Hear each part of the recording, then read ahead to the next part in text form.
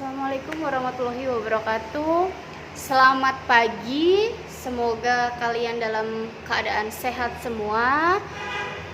Dan jangan lupa selalu jaga diri kalian sendiri. Di sini saya, Bu Mega, akan menjelaskan tentang tema 1, yaitu tema dengan selamatkan makhluk hidup. Kita masuk ke subtema 1, yaitu perlunya menyelamatkan makhluk hidup. Oke, sebelum masuk materi, berdoa dulu. Bismillahirrahmanirrahim. Alhamdulillahirrahmanirrahim. Ar-Rahmanirrahim. Maliki yaumiddin. Iyyaka na'budu wa iyyaka nasta'in. Ihdinas siratal mustaqim. Siratal ladzina an'amta 'alaihim ghairil maghdubi 'alaihim waladdallin. Amin. Oke, gimana kabar kalian hari ini? Semoga kalian tetap sehat dan selalu dalam lindungan Allah.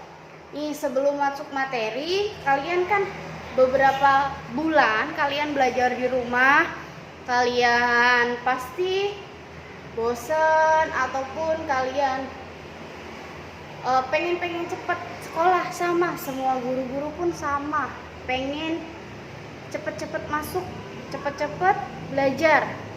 Dan hari ini kita akan masuk mulai belajar, tetapi masih tetap sama, kita masih belajar daring. Pertama-tama kita masuk materi, apa sih yang dimaksud dengan makhluk hidup? Apa sih gunanya perlunya menyelamatkan makhluk hidup? Makhluk hidup dulu, saya akan kasih pengertian tentang makhluk hidup. Semua yang benda-benda hidup yang ada di dunia ini, contohnya makhluk hidup itu yang ada di sekitar kita, manusia, hewan, atau binatang, tumbuhan yang semestinya perlu kita selamatkan atau perlu kita rawat. Tetapi banyak manusia yang lalai akan makhluk hidupnya ataupun lingkungan sekitarnya, contohnya hewan, hal kecil yang ada di sekitar kita, kucing. Binatang kucing itu sering banget dianiaya orang ataupun disiksa. Kadang-kadang manusia itu seenak sendiri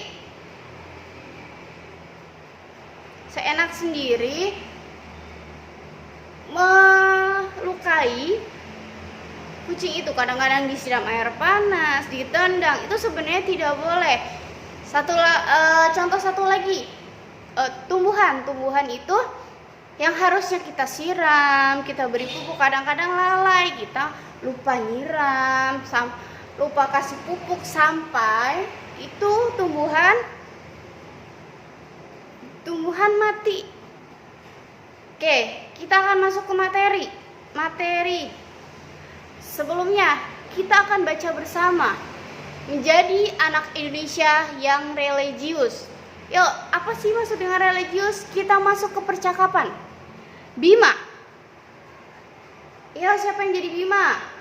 Karirin, apakah beriman dan takwa kepada Tuhan itu cukup? Dengan rajin membaca kitab suci, rajin sembahyang dan beribadah di tempat ibadahnya. Karirin, rajin membaca kitab dan rajin sembahyang baik di rumah maupun di tempat ibadah merupakan dasar bagi orang yang beragama. Namun, bertakwa kepada Tuhan harus tampak dalam kehidupan sehari-hari. Selanjutnya, dari sini, apakah kalian tahu dari percakapan di sini? Jadi kita itu harus takwa kepada Tuhan, atau yang kalau muslim kita itu kita tidak lupa akan ibadah, sholat, membaca Quran, peduli sesama teman. Gak harus itu, rajin, gak cuma harus itu, kita harus peduli sesama teman. Contohnya, teman yang lupa membawa pensil, membawa minum, kita sebaiknya harus memberi atau meminjami. Next, mulai sekarang Bima akan menunjukkan bahwa Bima adalah anak yang bertakwa kepada Tuhan. Selain rajin membaca kitab suci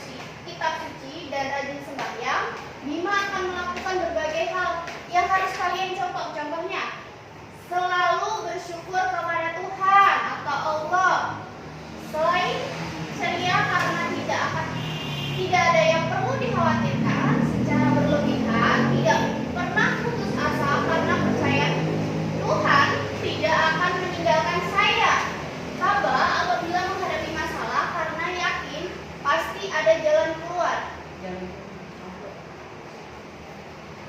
Tidak malu untuk berbuat baik. Yang keenam, selalu jujur, tidak berbohong karena Allah selalu tahu semuanya. Menyayangi semua hewan dan tumbuh karena hewan dan tumbuhan juga ciptaan Allah. Yang terakhir, menyayangi semua orang tanpa membedakan satu suku dan agama karena sama ciptaan Allah. Itu harus kita contoh. Dari awal materi dulu ada yang ditanyakan. Jadi kita harus mencontoh sikap-sikap Bima selain kita rajin sholat, rajin baca Quran. Selanjutnya, oke, sekarang akan kita bahas dulu sedikit. Sekarang Bima sudah duduk di kelas 6. Beberapa hari menjelang berakhirnya liburan sekolah, karena kita COVID, kita mungkin nggak liburan, tapi kita di rumah. Bima mau melakukan refleksi. Paling sering refleksi dilakukan sebelum tidur.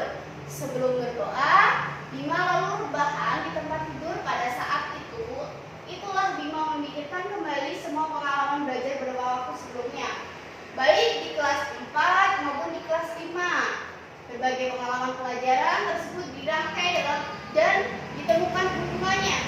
Biasanya Bima melakukan refleksi tidak lebih dari 15 menit, karena sesudah 15 menit Bima sudah tertidur lelap. Dalam refleksi tersebut, Bima mengajukan pertanyaan terhadap pengalamannya, pengalaman belajar dan pengetahuan yang diperoleh di sekolah. Apabila ada pertanyaan yang tidak dapat dijawab, maka Bima akan menyampaikan pertanyaan tersebut kepada Kak Ririn, ayah, ibu, guru, atau teman-teman. Bima juga berusaha mencari jawaban dengan membaca maupun mencari informasi di internet. Kalian kan sekarang sudah kelas 6, anakku. Kalian harus coba nih, kalian mengingat-ingat apa sih yang saya dapat dari kelas 4, kelas 5. Oh iya, saya belajar tentang ini. Kalian harus diingat, karena apa?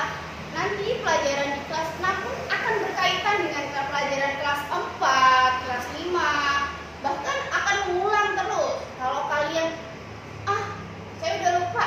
Kalau udah lupa, nih tugasnya di rumah, membaca ulang pelajaran kelas 5 dan kelas 4. Selanjutnya, di sini adalah suatu tugas buat kalian di rumah, yaitu merefleksi 15 menit pelajaran kelas 5 dan 4.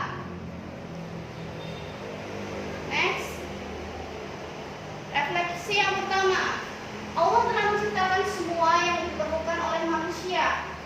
Manusia mengolah dan melihara ciptaan Allah tersebut. Untuk melaksanakan tugas tersebut, Allah melengkapi organ gerak pada manusia. Bagaimana manusia dapat bergerak sehingga dapat mengelola dan memelihara ciptaan Allah? Karirin, manusia dapat bergerak melakukan kegiatan karena mempunyai tulang dan otot. Otot bergerak menggerakkan tulang. Oleh karena itu, tulang disebut organ gerak pasif. Sejak kelas 3 saya sudah tahu bahwa gerak suatu benda disebabkan oleh energi. Dari manakah sumber energi yang digunakan oleh otot? Siapa yang tahu? Yuk, kita bahas bareng-bareng. Iya, jawab. Yuk. Dalam refleksinya, Bima bertanya, dari manakah sumber energi yang digunakan otot? Kita jawab bareng-bareng. Sumber energi yang digunakan otot berasal dari makanan dan minuman yang masuk ke dalam tubuh. Jadi